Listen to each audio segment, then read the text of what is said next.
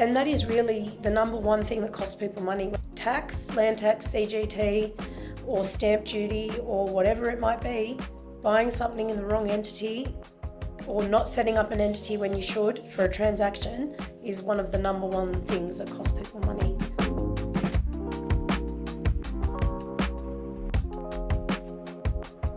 Well, welcome to episode 11 of Your Wealth Playbook. We've got someone very special in today, Vicki Cook from Evans Wislang Solicitors. Welcome. Thank you for having me today, throwing me in the deep end. No, I'm excited, thank you. Very excited. So our second guest ever to talk all things law, business owner, boss lady. Yes. What other titles have you got? Mum, boss lady, queen, all of the above. Yeah, I just try to be the best version of myself that I can be. All I care about deeply is that people respect me and think that I'm an honourable person. So you just got to lead by example. That's what it comes down to. Wonderful. I heard the title Mum. Yes. Family life. Yes. I know it's big for you. Yes. Tell me a little bit more. Yes. So I've got a beautiful 8-year-old, keeps me on my toes. And I've got a beautiful 3-year-old who is very challenging and also keeps me on my toes. But it's very important to keep things in perspective. I mean, we work as hard as we do for our kids, don't we, to give them a great life and to teach them all about hard work and what they can achieve if they put their minds to it. So, yes, it's really important to me is being able to be the best mum that I can be as well as being the best boss that I can be for my employees. Lovely. It probably leads very much into it. Nearly brought a tear to my eye. Aww. Someone talk about family like that because it's Yes. also big to Jared and I with our families and being business owners, and it's can be very hard to juggle, but it's perspective and how you put it. And I created a little video of myself doing a little bit of building work on the weekend, and I didn't realise the impact that will have on my children working with them. And there's videos of my son, and I'll put it online, him measuring, and he will never know, but just the impacts of him and working with dad and what that looks like and hard work. So the values that you instill in the children, into our children, That's right. will benefit them forever. That's it. I believe. So going right back to the start, values and influences. Yes. You're now a lawyer. Yes, I am. Influences for me or values for me that I also see in my boys is fairness. And effectively, if you don't, you've got to stand up for what's fair. And you see the way that they react to things. And I think that I was always like that as a child. If something wasn't fair, I'd be one of the first ones to stand up and say, that's not right, and stand up for myself. And I see that particularly in my 8-year-old. He's very much, if something's not right, he's the first one to speak out. And I think that's sort of what has driven me in that sort of direction. I'm very much a words person rather than a numbers person. And yeah, if you put those things together, you get a lawyer. Do you think there was a moment early on, a moment of influence that sparked that? Or do you think you just always had a sense of fairness and I think I've always had a sense of fairness, but my legal studies teacher I think I just started doing legal studies we did part of it in year 9 and 10, but particularly in year 11 and 12 really got me interested. That was she was very inspirational.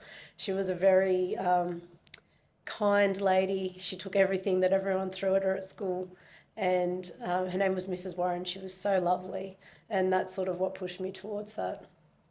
Yeah. Mrs. Warren. Yeah. Well done. Yes. Thanks, Mrs. Warren. Yes.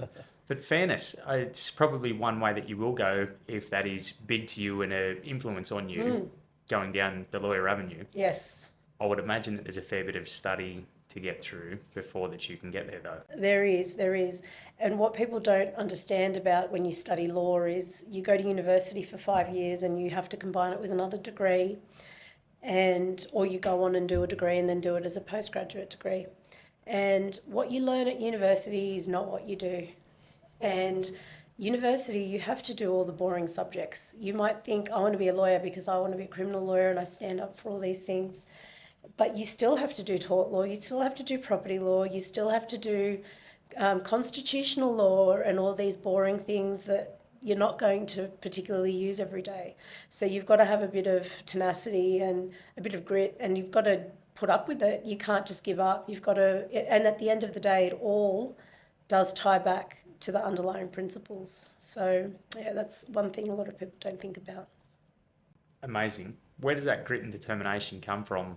Where does that mindset come from for you? Oh, for me, again, it's very much about, for me, it's an internal thing.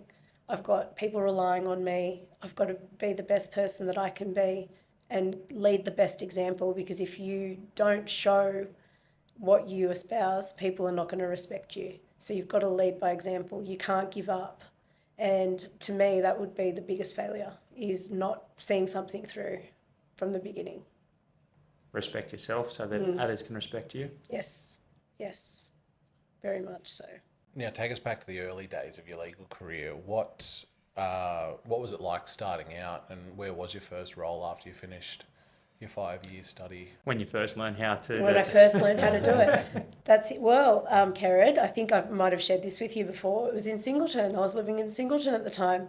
So I got some exposure to some local firms in Singleton.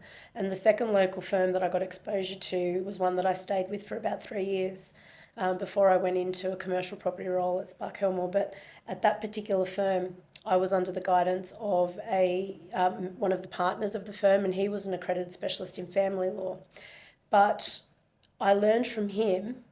I've sort of modelled myself in some ways, because I took the good parts and the bad parts, and I've now seen what an impact being a mentor to a junior has, and how to conduct yourself so that they don't have a negative experience, and try to make it the best experience for them. But his practice was primarily family law. But when you practice in family law, you also need to have a really strong understanding of property law, of estate planning, of commercial law, because families are complex.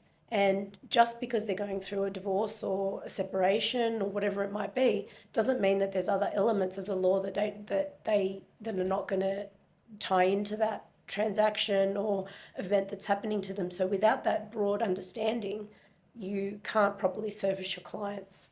And that's what I'm very proud of the firm that we've now built, because we've got enough senior associates, enough staff who have been there for a long time, who have seen a lot of things, and we can really provide that service to our clients regardless of what they're going through. They come in to us to see us on a commercial matter, and something comes out of it, there's someone there to service them, and they've built that rapport and that trust with us.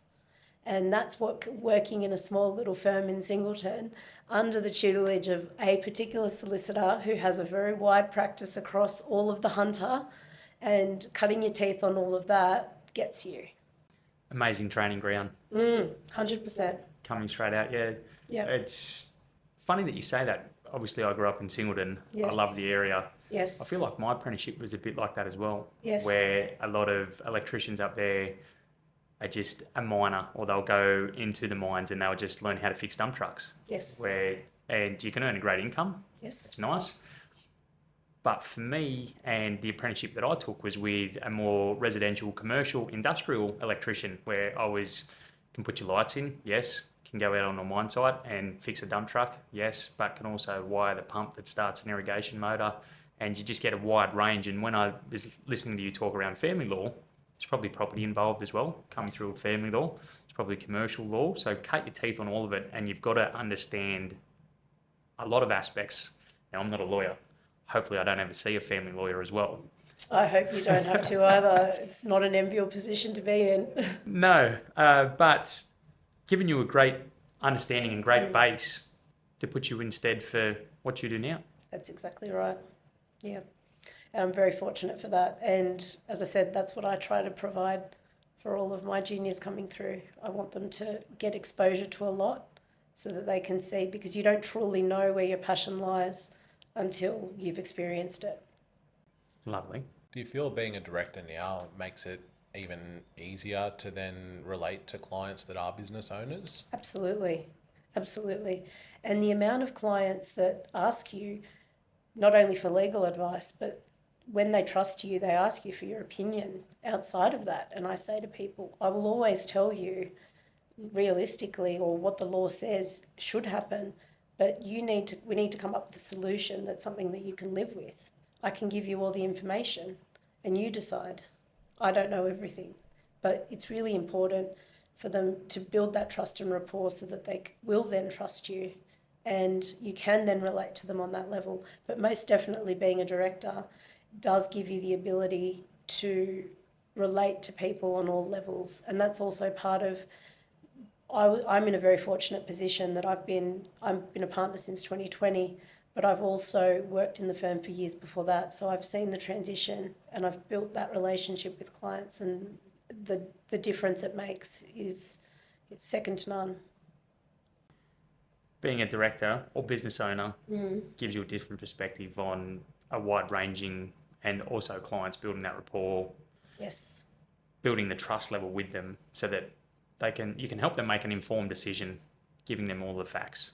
But it's more the guiding light, you being a director. Do you think that comes with more power when you're speaking with clients now, that they probably trust you a little bit more because you have been in the firm, Evans and Wislang, for so long? Yes. You are now, for lack of a better sense, a part of the furniture, being a director there. Yes. Do you think that gives you the ability to gain more trust with clients, seeing that?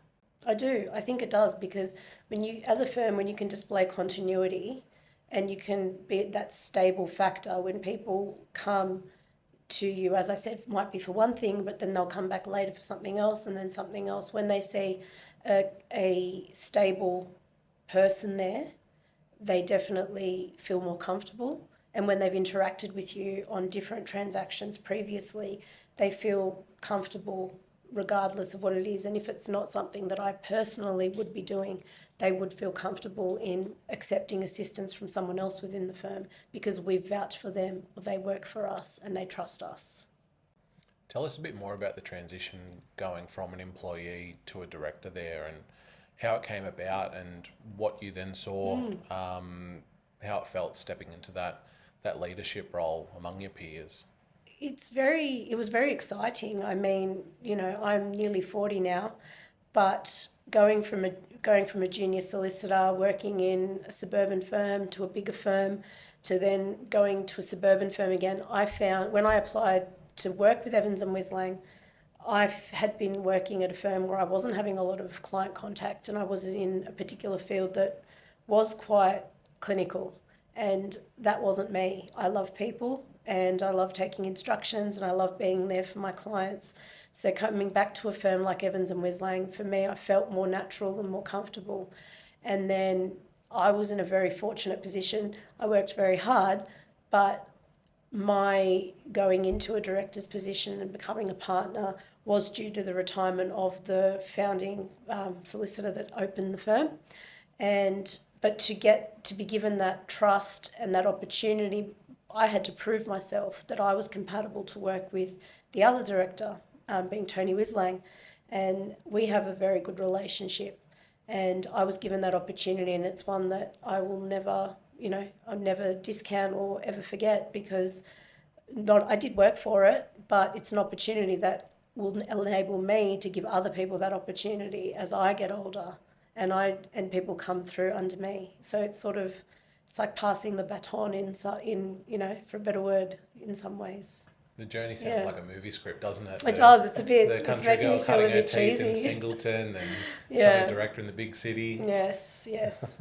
But no, it's very different going from employee to director and partner. Very, very different. But it also gives you the opportunity to be able to relate to your employees, because we've all been there. And I think I touched on it earlier, is the weaknesses of a leader that you've experienced as someone junior to them shows you how not to be, or how you don't want to present yourself. And it enables you to reflect on your conduct and the way you present yourself, and how you can improve that experience for the others, in particular junior solicitors and paralegals and admin support. Because to me, one thing that I am very, very firm about within the firm, and so are the other partners, is there's no hierarchy. We don't have closed doors. We all empty bins. We all do what we have to do at the end of the day, because there's no I in team. And one thing I don't stand for is anyone flexing or putting anyone down. Everyone deserves respect and everyone should be treated in a particular way. Building a great culture. Absolutely. Just as important, the lessons that we do learn from our mentors is the lessons that we shouldn't do. Correct. For anyone coming through. So That's it. I worked at a great firm too before here, and the managing director used to wash the dishes. And it's something that now when I look at it, I'm never too busy to wash the dishes in front of anybody here, because it installs good values, but also a good culture, good team working culture, that it doesn't matter whose job it is. If the bins need to be taken out, You take them out. you take them out. Yeah. Yes. As a business owner, has things changed for you being a director? Yes, but you're a business owner now. And you mentioned some of the values and some of the culture that you're building now at Evans and Wislang. But do you take on more of a role now around what does it look like for Evans and Wislang, not only now, but also into the future? And how do we continue to grow if that is your goals and the business's goals? Or you've got some business planning to do. You're not just a lawyer anymore. Absolutely. And really, we can only improve. You can't stagnate. You can't get complacent. You've got to look at how you can be more efficient. You've got to look at how you can grow and really what your goals are. And the really good thing and the great position that we're in at the moment is my current partners and myself are all on the same page. And that is very important. If you've got people on different trajectories, it's not necessarily cohesive and you can't necessarily steer the ship in a particular direction. But not only that, do you all have to be on the same path, you all need to have the same degree of motivation and the same ability to ask for help and seek to improve and strive to improve and see your downfalls and see your pitfalls and where you can improve. And for us at the moment, we've grown. I mean, the firm's nearly at 20 now. When I started, we were only at about 7. So it's a pretty rapid transition, particularly through COVID as well. So for us, it's about maximising our efficiencies, working out how we can streamline and implement more workflows and ensure that everyone's heard during the process and everyone's feedback is on board, because there's no such thing as a silly suggestion. It could be something that someone's thought of that your mind doesn't work like that. So keeping everyone involved in those changes is really important. And again, part of in my mind, having the respect of your team is sharing with them your goals. And then if they feel included in on that and they see a future with that, that's how you breed loyalty and how you have a happy and healthy culture. 7 to 20 is no small feat. No. Especially as you mentioned through COVID. Yes. You couldn't have bought in a scarier time, could you? No, not at all. It was right at the beginning. It was crazy, and we just acquired another firm there was another local firm in Adamstown that was the managing partner was retiring, and we had just acquired 5 employees from there, plus another load of clients that we took on. And yes, it was very scary. We didn't know how it was going to go, but for us, it was an excellent move. And we've got some wonderful employees who I will absolutely be devastated when they reach retirement age and don't want to be with us anymore. And we grew because we needed another senior solicitor to help service that clientele. And that Nicole Brotherton, who was working at Turnbull Hill at the time, is now one of my partners. And without that acquisition, she wouldn't have come into my life. And for that, I'm very, very blessed. And it's crazy. No one has a crystal ball. We don't know. It's a matter of taking those opportunities, as scary as they are, taking them by the horns and not giving up. Now, Vicki, for our listeners, many of them are small business owners and investors. Yes. What are some of the key legal traps that you see businesses fall into, especially within the commercial space? Most definitely people going off half-cocked, not having all their information and having all their ducks in a row first. For example, I found this place I want to buy at auction, I'm going to bid, I'm going to put something, it's just going to be this plus nominees or as trustee. And then they end up with a double duty, or they've not set themselves up, they've not had the advice from their accountant or their lawyer or their financial planner. People not getting their ducks in a row. It's all well and good to be spontaneous, but not necessarily a good idea to do that when you are a small business owner. You don't want to inadvertently cost yourself money by being unprepared. And that's probably the number one pitfall. Yeah, So what I'm hearing there is due diligence and absolutely. having a good team around you that Absolutely. proactively works together. And keeping open communications, and even when the people that you do trust around you can talk about things and see what's going on in the background so that advice can be given tailored to your specific needs. Surrounding yourselves with the right people and being transparent and doing your due diligence. Preparation is key. Absolutely, Yeah. especially in the commercial space Looking and for long small and playing business short. owners. Yeah, that's Yes. it. You've spoken about a director's guarantee. Yes, yes. In a simple form, what's a director's guarantee? It is when the director of a company personally guarantees the liability that a company is taking on, because a company is an entity and a company can be wound up. And if someone, for example, on a transactional document, whether it be a lease, an entity can't guarantee itself because an entity is not a person, it needs to be linked back to a natural person, and that means that the director of a company can sometimes be called upon to personally guarantee the liabilities of a company. And that can be on a purchase or an acquisition transaction, it can be on a lease, it can be on finance of any description, whether secured or unsecured. And understanding the risk that you would put yourself as an individual director at by agreeing to sign a guarantee on behalf of a company is really important. Having transparency, having full knowledge of the financials is very important. Could somebody lose their home if they're an individual director going a guarantee for a property transaction that their business is borrowing the money for? Absolutely. Because a lender does not need to go after the company assets. They can choose to exercise that right of theirs against the guarantor personally. If the lender believes that is the path of least resistance, or the easiest way to get what they need, i.e. payment of the liability, they would absolutely go for the individual and not the company. Aside from paying off the debt and never having anybody come for you, is there any way to safeguard yourself for that? It really depends on your personal circumstances. Asset protection for business owners is really important. And as the two of you know, I also practice in estate planning for business owners. And part of that is structuring your acquisitions and your assets in such a way that protects the director, and whether that be that the home in which the director lives is not owned by them, it's owned by their spouse, for example. There's lots of things that can be done to protect that, and that is why business owners really need to have that transparency with their legal advisors and their financial advisors and anyone that works with them in that space, because without sharing that, people can't give them tools and options and advice on how to structure themselves to protect themselves, because a business owner wants to grow their business acumen, they want their business to grow, they want to acquire assets. But on the other side, they need to protect themselves, protect their family, protect their future. So where do you find that balance? And without sharing with your trusted advisors, you can't receive that advice. And it's also about the advisors asking the right questions.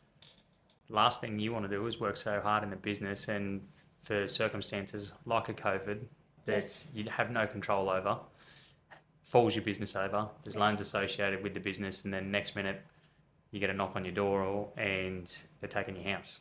Correct. And that is a very big risk. And that is why when I give independent advice, I say to people, I'm not being nosy. I just need to know, because if I don't know, I can't give you the advice. And again, it's all about the person's level of comfort. If they feel that they know what is coming in and what is going out and what other things that they own and whether it's sufficient, and their appetite for risk, it's completely a matter for them. All I can do is give them the advice. They don't have to choose to sign the document. But as I said, cost of doing business. If you want to borrow in a company or a business entity, they will want a personal guarantee. Yeah.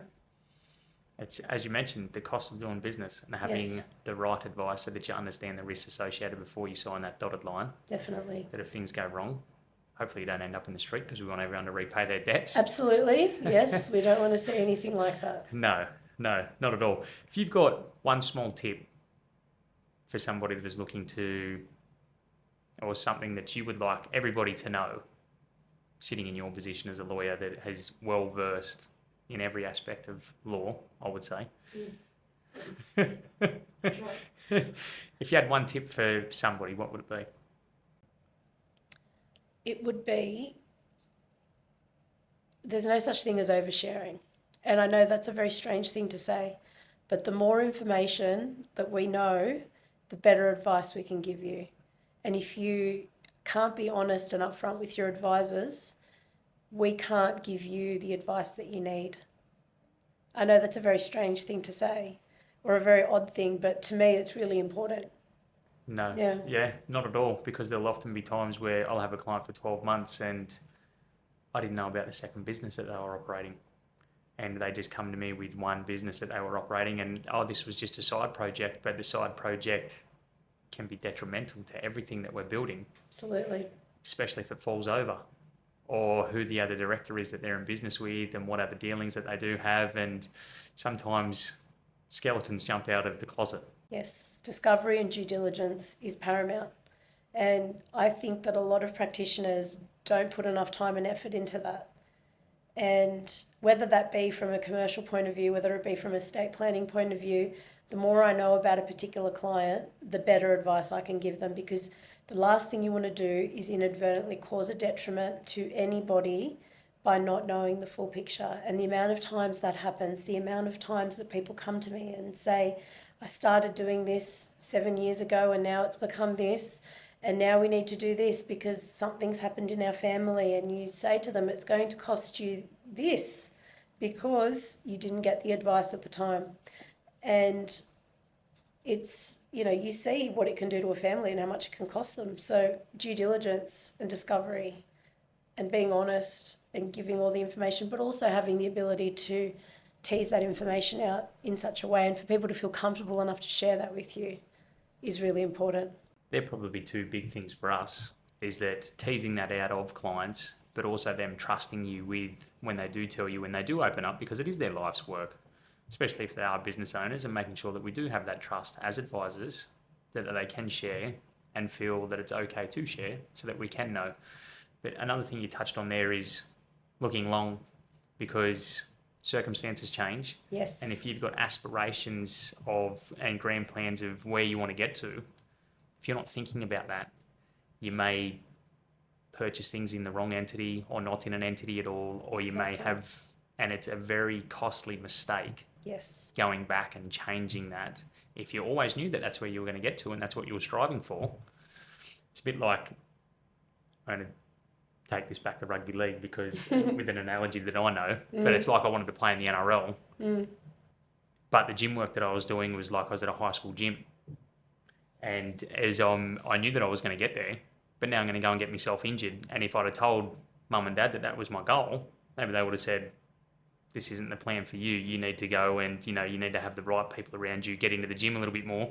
Yes. Because this scrawny little 16-year-old that's got aspirations to play in the NRL isn't going to get there without the proper programming and proper long-term vision. Yes.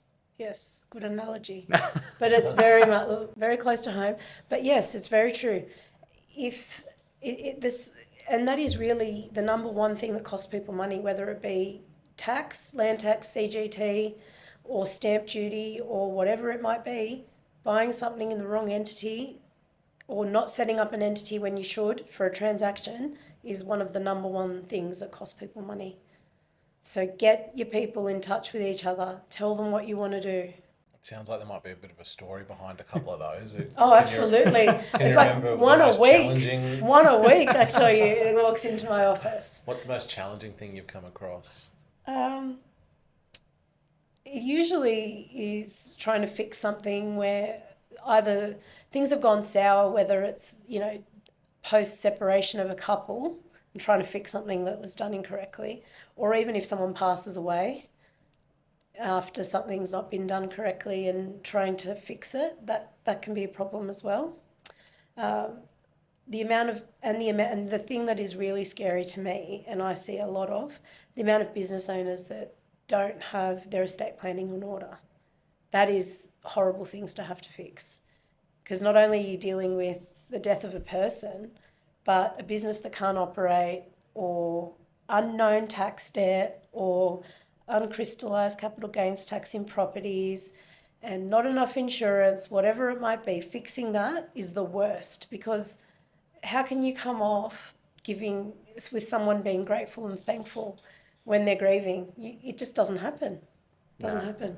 Estate planning is massive, especially for business owners, and especially if there is more than one director in the business that is not a related party. Yes. I always, when I'm talking through with clients in this situation, it's a question that I ask is, if something were to happen to you, who is your partner now in business with? Or if something happens to your partner, who are you now in business with? There's things that you can put in place, but estate planning is a big one, buy-sell agreements and all of the things. Absolutely. So that they can have, and the other party can have their asset, but then you get 100% of the business. You can put steps in place if you have some great legal advice. And there's money to pay for it all. When if someone passes away, no one's financially detrimented. It should almost be mandatory when there's more than one director. 100%. That's part of the process of having it set up. A lot of people don't like to talk about estate planning or wills or anything like that, because naturally nobody likes to talk about their mortality or anything like that. So it's a bit of a taboo subject, but it's important because it does happen, and it has been some of my largest time-consuming work is dealing with estates and dealing with testamentary trust and dealing with business assets and the wind-up and the liquidity, and this takes years. And then you have disgruntled beneficiaries because they're not getting their money, and people can't live or people can't function because of the taboo and people not wanting to face their mortality. And again, I love commercial law, but as you know, estates and estate planning, you cannot put enough emphasis on them. And again, how can you properly give advice to someone on a particular matter if you don't have an understanding of all of the matters? Because you don't want to cause them a detriment by not knowing and not having all the information. I think that's a bit of a call to action. If you don't have an estate plan, if you are a business owner, and you do not have an estate plan, please ring me. Yes, absolutely, Vicki. You will sort them out, get them on the right path. Yes. A little bit of a personal note, though. You're now a business owner, a lawyer, a mother. How do you juggle all of that? I like to say not particularly well, but other people tell me I do it very well. Look, you can just be as present as you can be, and you need to have boundaries, and you need to be able to switch off when the time comes to switch off. No one's perfect. I would never attribute to be perfect.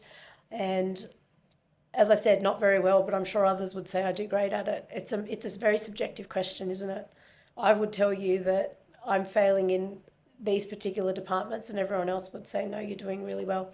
It's really just mindset. It really is. At the end of the day, you can't be perfect for everyone every single second of the day. Something's got to give. You've got to be kind to yourself and try your best and be the best person you can be. And that's half the battle.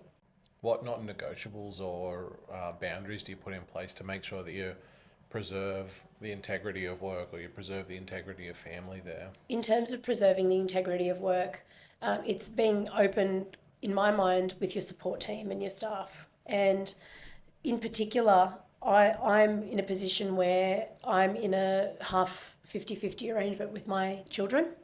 And when I have the children, my partners know, my staff know, there will be times that I will not be taking late appointments or early appointments. That week is a particular set, but then when I don't have the children, that's when I go and do all the extras to make up for it, so people wouldn't notice the difference, other than me not being in the office at 5 o'clock on a Thursday because I'm down at Broadmeadow watching the basketball, for example. And there's certain things, and not everyone's the same. Everyone will have their own boundaries and their own things that are important to them and important to their family. But I think as your children get older, my child would always know Mum as being a worker. My child would always know on the weekends, if we have to go to the office because Mum has got some really important stuff to do, we're going into the office.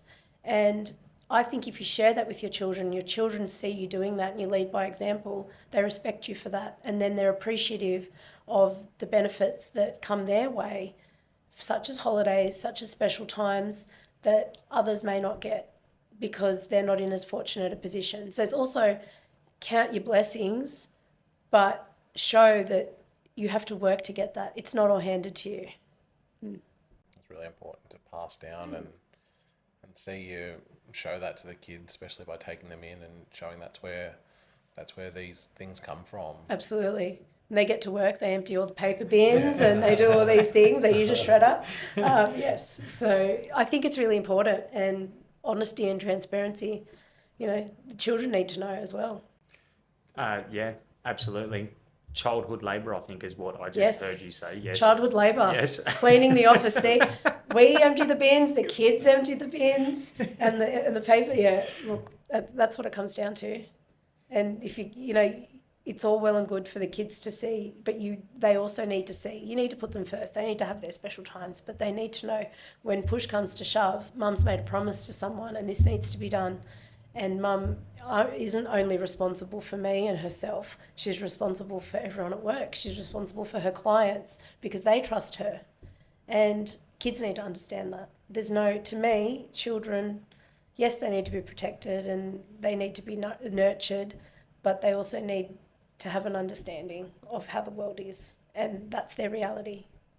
I think as they grow, they understand more and more. So I'm getting the questions now from my 6-year-old around, Daddy, why are you going to work? Or Daddy, how come you're at work? And I'll bring them into the office. They help build their little bookshelf behind me that they love getting involved and doing that sort of thing. And she understands now when I break it down to her that if you want a holiday or if you want these things, Daddy has to go to work. That's right. And Daddy has to work for these things. I put it pretty blunt. So if you want a roof over your head and you want some dinner, Dad's going to have to go and work. That's exactly right. Yeah, 100%. What are some things that you've learned about yourself over the last few years since becoming a director? I've learned that one thing I have learned is that you have to take care of yourself so that you can be the best for everyone else. Because if you don't take care of yourself, first and foremost, and you're not there, you can't perform, you can't lead by example.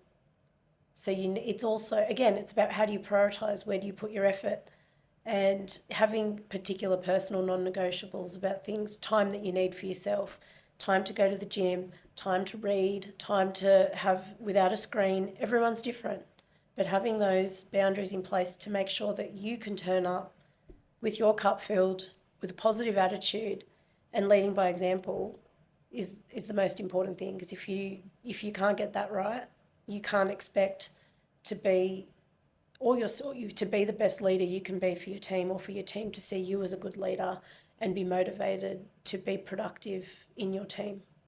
Success leaves clues. Yes. Vicki, I hope you don't read the little vision board that I've got on the door as you walk out of here, because being present is critical for everything that I do. Going to the gym is, and I know that we both do, and it's big for us and our businesses and our children, but looking after yourself is important. Yes. And everyone has something that makes them tick. Some people like to go to the sauna, some people go to the gym, some people meditate, everyone's different. Go for a swim. Whatever floats your boat, but do something for yourself. It's very different to that hustle culture of 20 years ago when it is. It was glorified when you're in the office until all hours and not sleeping, and you look at now in 2025 and how sleep is the pillar of importance to what we do every day, and doing something for yourself, and what would have been viewed as quite selfish is now viewed as selfless, and then enhances your ability to perform at work. Absolutely. If you're not right, people aren't going to be right themselves. And if you can't show the importance in putting value in that, they're not going to see it. Vicki, if you could go back to being a junior in Singleton, the lovely town of Singleton, what would you go back and tell your younger self? That you can do anything you want to do. That's what I would. Because if you had have asked me back then where I saw myself, it would not be where I am today. I don't know what I would have told you, but it was definitely not where I am today. I think we need to empower the juniors to believe that if they work hard enough, or if they are motivated, or if they find their passion, that can be a reality for them. Because I also think that as a junior lawyer, you've just spent 5 years at university, you've done some practical legal training. Even as a junior lawyer going into a particular field of law, you don't know that's going to be the field that lights your fire. You don't. And I would never begrudge anyone for wanting to try something different, whether it is a big firm, a small firm, big city, rural, whatever it would be. Unless you try and unless you experience for yourself, the grass might be greener, it might not. But at least try. Don't sit there. Don't die not knowing. Give it a go. I love that. What does success look like to you now, both professionally and personally? Well, to me, it's happiness. To me, it's not just about, it's good to run a profitable business. It's good to have a roof over your head. It's good to be able to feed your children, go on holidays, etc. But happiness in all aspects of my life is the most important thing, and that's how I measure it. I have a loving family. I have a great set of partners around me, and we've all got the same values and goals. My team is awesome. You walk into the office in the morning and they're all chatting and talking about their day ahead, and they have their laugh and they have their joke, but you see them working. And again, having the respect of all the people in my life is really important to me and makes me happy. And that I see that I'm having a positive impact on the people around me makes me happy. And people say, why do you love your job? What do you do? And I could go on a TED talk for half an hour and tell them, and then I have to apologise, and they say, no, that was awesome. And I'm like, okay. Yes. So yes, happiness. When work doesn't feel like you're working. Correct. When it feels like play.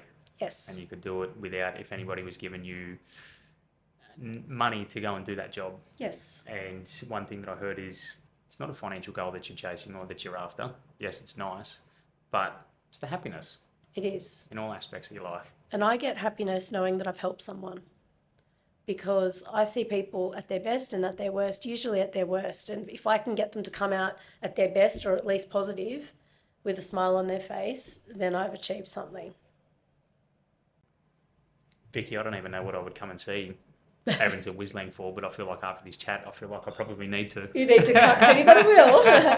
Just in there for a morning meeting. Just Just ring and say, morning meeting. What are we doing today? What's going on? How's the team looking? How's the team looking? Yeah. What are your hopes for Evans and Wislang in the years to come? What sort of legacy do you want to leave there? Look, Evans and Wislang is a firm that was a mum and dad firm, and we've grown. And we still value all our clients regardless of the size, regardless of who they are. We're a multi-generational firm as well. We've been around since the 80s. So we've got clients who still come to us, who have been with us since, Toronto, Jasmine, all the places that we've been. Being able to service the multi-generations is really important. And I want to continue that multi-generational service. I don't want to see that go. I also want to modernise and still be able to grow and improve, and not necessarily size-wise grow, but to me, I want the firm to have the respect and the multi-generational support that we've had, as well as I want it to be known as a firm that is a good firm to work for. I don't want people to think, Evans and Wislang, they're X, Y, and Z. No, I want them to say, yep, they're lovely people and they're great to work with. And that's whether that be a colleague or a client or a stakeholder, whoever it might be. I want to have a good reputation. I want people to think we're good people, they do good work. That's important to me. A positive outlook. And if it means that when I am at retirement age, hopefully sooner rather than later, if I make some good decisions. Don't know how my shopping habit's going to fuel that, but anyway, that's another story. I want to see my juniors that I see potential in, work ethic, their personality, their ability to empathise, all those things. I want to nurture those things, and I want to see them in a position like I'm in now. And I want to see them with a fire in their bellies to be a good mentor and a good leader for the juniors coming through. That's what I want to see. Integrity of the business. Exactly. Doesn't happen, and it can't stay afloat for 40 years without that. That's it. That's Love it. exactly right. Fast five, Vicki. We've got a couple of little questions for you to Okay, finish off. We've okay. loved having you on. Coffee order of choice if you drink coffee. Are you a coffee drinker, first of all? Firstly, that's a silly question for a lawyer. Secondly, strong flat white, and depending on my mood, sugar or not. What's a book that's had a major impact on your career or your thinking? I've just finished reading one. I'm about to flip my page because I can't pronounce it very well. However, there is a lawyer. His name is Jahan Kalanta. He's a bit younger than me. He's just released a book called Talk Your Way Out of Trouble. And he does not sugarcoat the process of becoming a lawyer. He was in finance first, became a lawyer. I'm giving him a plug now for free. But I've finished reading it and it's really good. It's funny, it's honest, and it shows you, again, I said at the beginning, the fairness, the morals, the things you stand for. The way he articulates himself is funny and true. It's really good. You watch the sales go through the roof after this. I know, I'm sitting here thinking, I'm giving him a free plug. Hopefully he gives me a free plug. Use Vicki 10 at the checkout for 10% off. Yeah, I need to send him I'll send him a link to the podcast. Yes. If you weren't a commercial lawyer, what would you be doing? So it would definitely be a shop of some sort. I think it would be floristry, coffee, and fashion. A mixture of the three. Come in, get your coffee, get your flowers, and a little bit of a dress on the way through. Absolutely. Nice little boutique somewhere. Absolutely. Somewhere I'd like to drop into when I'm retired. Lovely. What's the biggest legal myth that you want to bust? That being a lawyer is like Suits. That's the biggest myth I need to bust. Because it's not. It's not always glamorous. It's not always exciting. But it's important. And to say that until you've been in a situation where you need either legal advice or someone to support you, you don't value it. Natural words. One quote or a mindset mantra that you live by or that you love.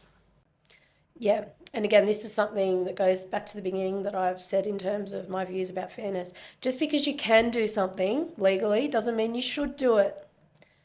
That's very much it. And again, that's all about be good, make good decisions. Just because you can do something doesn't mean you should do something. Weigh everything up. Be spontaneous, yes, but also be measured in what you do. Think about it, because everything you do will have an equal and opposite reaction. Be a good person. Yes. Be good. Give good and good will come to you. Love it. Vicki, it's been a pleasure. Thank you very much for coming on to talk to your wealth playbook and representing Evans and Wislang. Thank you for having me. An absolute pleasure. Thanks. It has. Thank you, Vicki. We will link all of Evans and Wislang's details in the show notes, and I'm sure that then he can... it'll be nicer to not just have Jared and I. It's a little bit more. I'm giving more of a feminine touch today. Yes, absolutely. I feel like it's all been a bit, yes, sunshine and rainbows today. Yes. Thank you for having me. Thank you.